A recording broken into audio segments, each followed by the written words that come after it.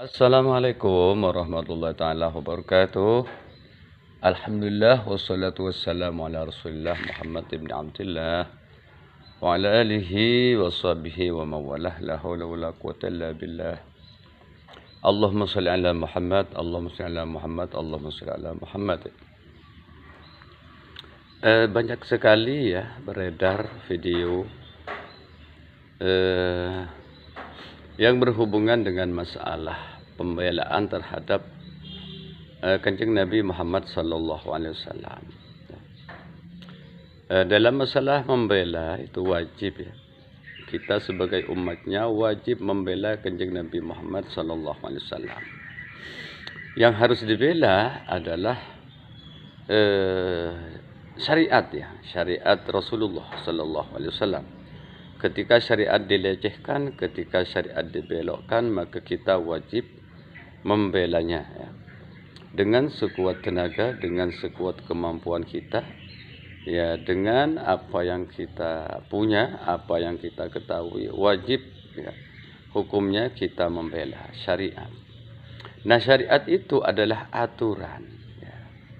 Jadi sekarang itu kan banyak ya, tidak mau diatur oleh agamanya sendiri kan lucu tuh kan ya. Jadi syariat itu adalah aturan ya, aturan main ya. Jadi jangan dirubah-rubah, jangan dibelok-belokkan ya. Katakanlah yang haram itu haram, yang halal itu halal ya, jangan dirubah-rubah. Nah, kemudian dalam syariat itu pasti dalilnya adalah Al-Quran, bisa juga hadis atau qaulul ulama yang merupakan intisari atau kata-kata hikmah atau rumusan yang telah digali dari sumber aslinya, yaitu Al-Quran dan Al-Hadis. Itu yang perlu dibela. Kemudian yang perlu dibela lagi adalah yang berhubungan dengan masalah akhlak ya, akhlak dan ibadah. Nah, jadi kalau ada yang menjelek-jelekkan Kanjeng Nabi Muhammad sallallahu alaihi wasallam itu wajib dibela ya. Juga ibadah-ibadahnya ya, yang telah dicontohkan oleh beliau kepada kita semua, baik yang berupa kewajiban atau yang berupa kesunahan, karena ada yang sunnah sebagai nafilah, ada yang wajib. Nah, kemudian yang ketiga yang wajib dibela itu adalah kehormatannya ya. Kehormatannya ya. Artinya ini yang berhubungan dengan masalah kesucian ya, kesucian. Kesucian nasab beliau, kesucian ya siapa ya? Kakek-kakeknya ya, terus ke atas ya. Intinya adalah kesucian nasabnya. Kemudian termasuk juga di sini ya, menjaga kehormatan Kanjeng Nabi itu adalah memurnikan nasabnya. Ya, karena memurnikan nasab itu adalah merupakan sesuatu yang telah qat'i, yang telah pasti ya. Jadi Kanjeng Nabi Muhammad SAW itu dari bapaknya, kakeknya terus ke atas tidak ada yang berbuat jelek, tidak ada yang berbuat zina, tidak ada yang syirik ya. Tidak ada yang melanggar terhadap syariat sesuai dengan syariatnya masing-masing. Maksudnya jika ya kakek-kakek Nabi Muhammad SAW ke atas itu sebagai umat dari Nabi Musa misalnya, ya sesuai dengan syariatnya Nabi Musa, atau sesuai dengan syariatnya Nabi Ibrahim misalnya, ya Nabi Ibrahim. Nah, oleh karena itu jangan heran kalau sekarang itu banyak yang membela, ulama yang membela nasab ya. Nasab, kesucian nasab Rasulullah sallallahu alaihi wasallam, yang mengatakan bahwa habaib itu adalah dzurriyyah Rasulullah ya. Yang mengatakan habaib itu, mengklaim habaib itu sebagai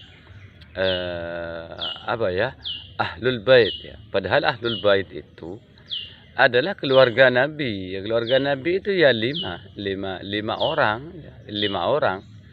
yang nasabnya memang nyambung, yaitu Kanjeng Nabi Muhammad, kemudian Sayyidina Ali, kemudian Siti Fatimah, kemudian Hasan dan Husain.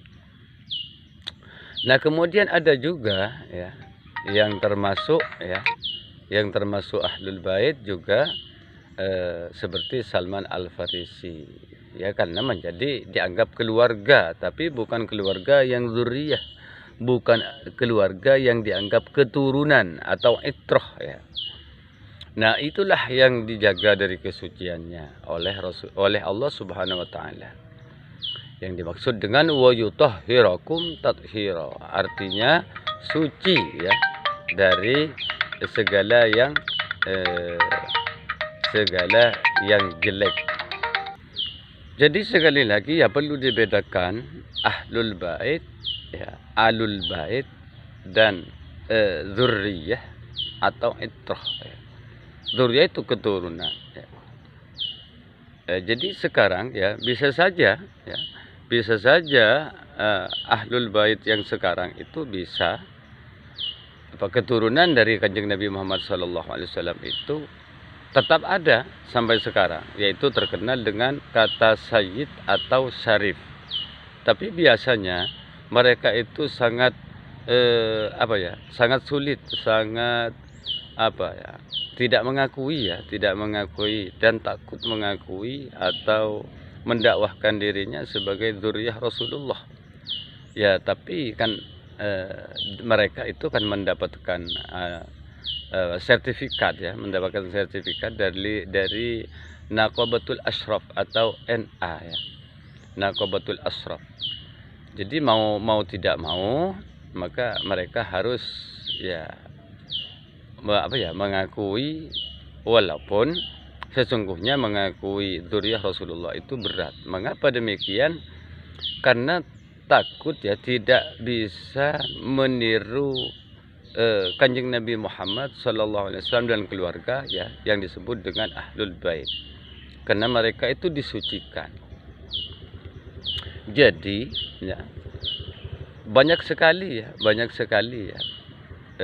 yang dilebihkan oleh Allah Ahlul Bait itu, yaitu pertama yang paling utama itu, ya, yang paling utama adalah tidak berbuat syirik, tidak berbuat zina, tidak berbuat bohong, tidak berbuat melakukan pemalsuan makam, pemalsuan sejarah, enggak ada, ya.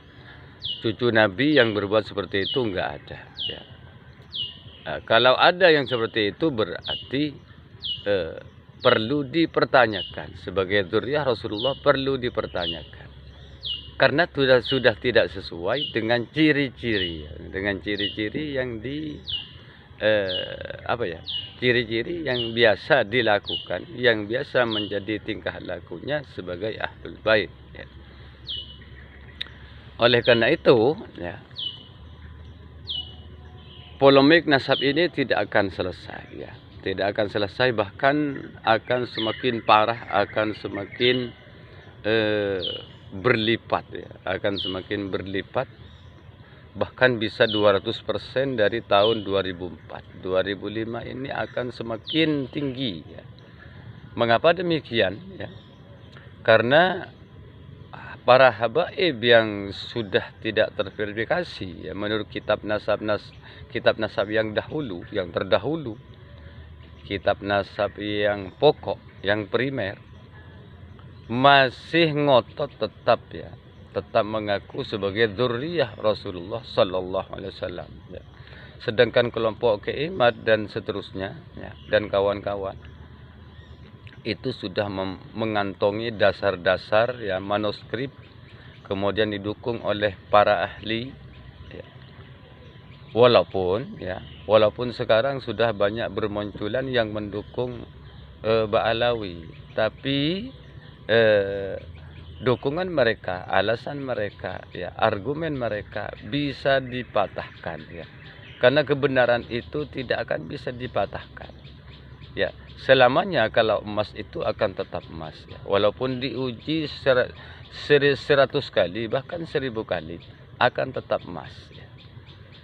Kalau perak diuji satu kali saja sudah ketahuan bahwa dia adalah perak. Intinya kalau dzurriyyah Nabi yang asli itu pasti bisa dipastikan walaupun tidak sampai 100% pasti cocok dengan tingkah laku Rasulullah sallallahu alaihi wasallam atau tingkah laku para ahlul bait. Nah, demikian ya.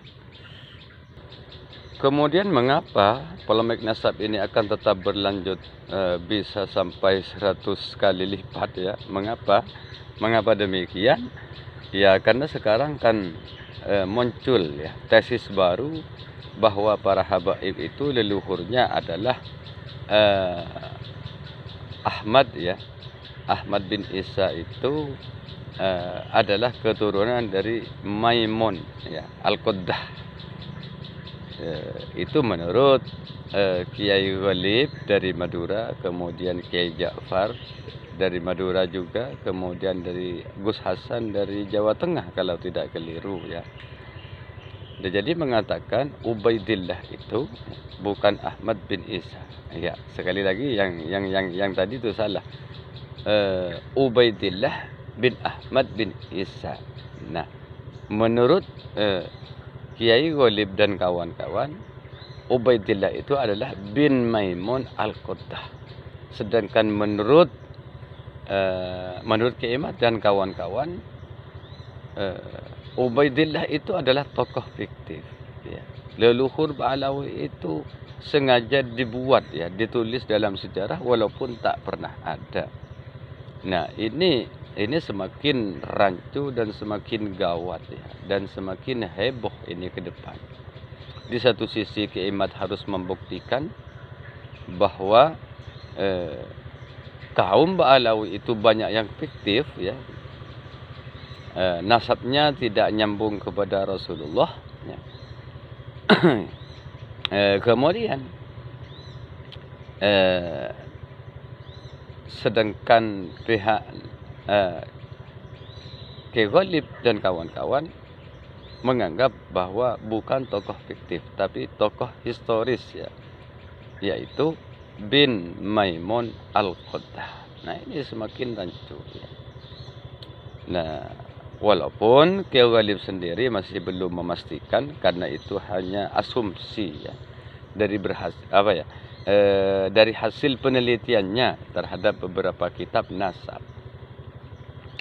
Kemudian mengapa polemik ini ya tahun 2005 ini semakin heboh?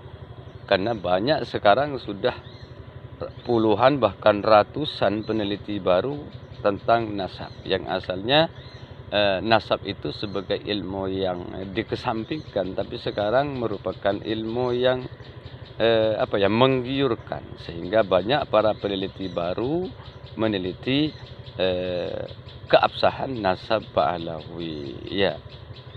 Ya syukur, alhamdulillah, berarti kitab nasab yang asalnya tidak terkenal, tidak viral, sekarang sudah viral. Wah, mungkin ya di toko-toko buku sudah sangat banyak omsetnya ya, penjualannya insya Allah meningkat ya gara-gara ada tesis Kiai Ahmad.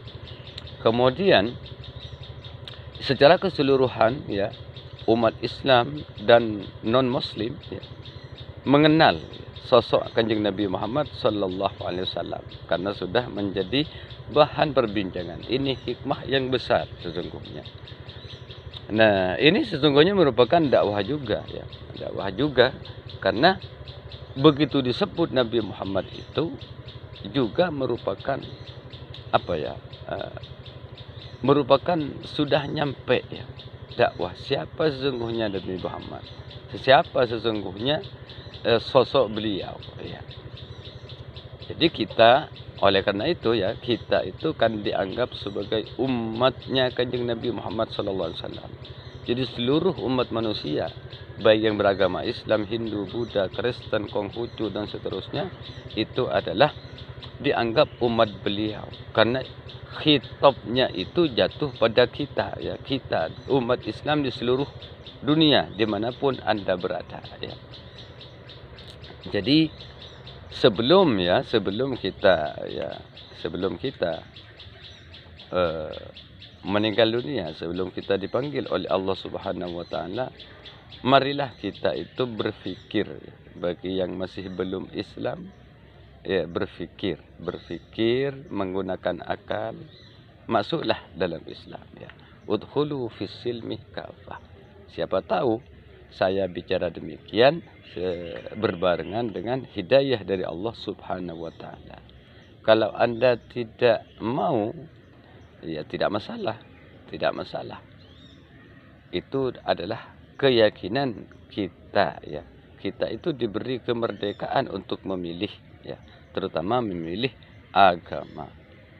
Sekian, semoga bermanfaat dan semoga kita selalu mendapatkan hidayah, ya. Yang belum masuk Islam semoga mendapat hidayah untuk masuk agama Islam, ya. Sekian, wassalamualaikum warahmatullahi wabarakatuh.